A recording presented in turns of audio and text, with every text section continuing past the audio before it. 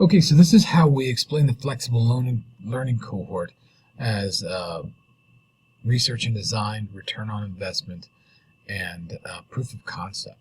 This is what we had to prove going into it.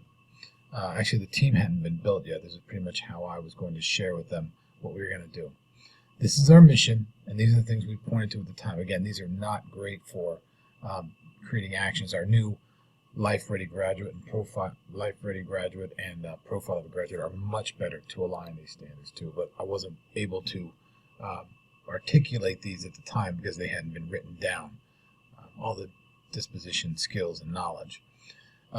This is a quick reference to the current job market, which we've already gone over, the current state of education, which actually turned out to be slightly insulting to the superintendent as he already knew all these things, but the move that we have to do from factory-based to 21st century, teacher-centered to student-centered, skilled student to knowledgeable student, and brick and mortar to really anywhere. We had to define terms like 21st century skills, creativity, collaboration, communication, critical thinking, also known as the 4 C's, personalized learning, universal design for learning, lesson planning that focuses on the individual student and really working with backwards design.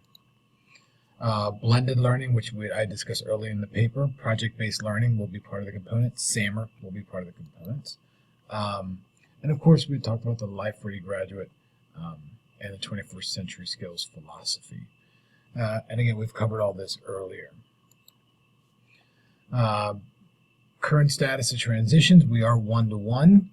So that was that was good for us to be able to say we are at this stage already. We have Schoology, we have an LMS working, so we could teach our teachers in that learning management system. We've done guiding coalition meetings for a couple of years, and we're ready to offer flexible learning PD to teacher, because we've done some online PD and differentiation, but really these were the things I had mentioned earlier in the paper that weren't working. It says 1 year of offering flexible learning, but these weren't sticking, as I had said before. These were EASD progress based on walkthrough. There's still too many gaps in everyday small group instruction. There's some anecdotal evidence that teachers are not above the line on SAMR, and teachers are not consistently focusing on instruction from formative assessment. We had to change that. Here's the goals. To test the concept of personalized professional development, to improve the learning experience for students, and to build capacity, underline, in teachers to create a student-centered, creative, and problem-solving learning environment. All the things that we're learning about in class. The goals, test and possibly expand upon the personalized professional development model. So we're not only looking to create it, sustain it, replicate it, and speed it up. But first we have to create those memes that make people want it. Challenge teacher assumptions about personalized learning, better incorporate those 4 C's we discussed, and use technology to get above the line. We will ultimately create capacity in our teachers, flexible teachers, to independently choose the most effective teaching strategy. We want to teach that adaptability and flexibility.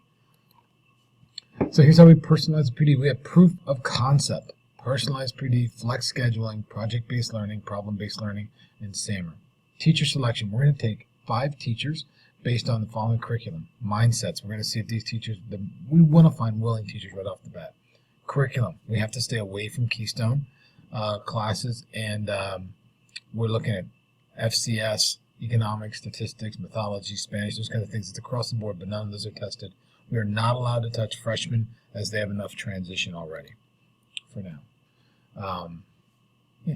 So this is what we're looking to do, and I want to get more into this later, but we'll just stop here. Pre-assessment for students, 4 days of professional development. So I'm requesting that's 5 teachers, all have to be paid to be out that day and to meet with us, and whoever my team is has to be out that day as well. Day 1, challenging assumptions based on the readings we've done. There's no way to move forward without challenging assumptions. That day 2, work on universal design learning, and then day 3 is definitely just getting your hands dirty one-on-one, and then peer review and one-on-one meetings. Okay. So that's how we sold it, and that's what we were approved to do. Okay, thank you.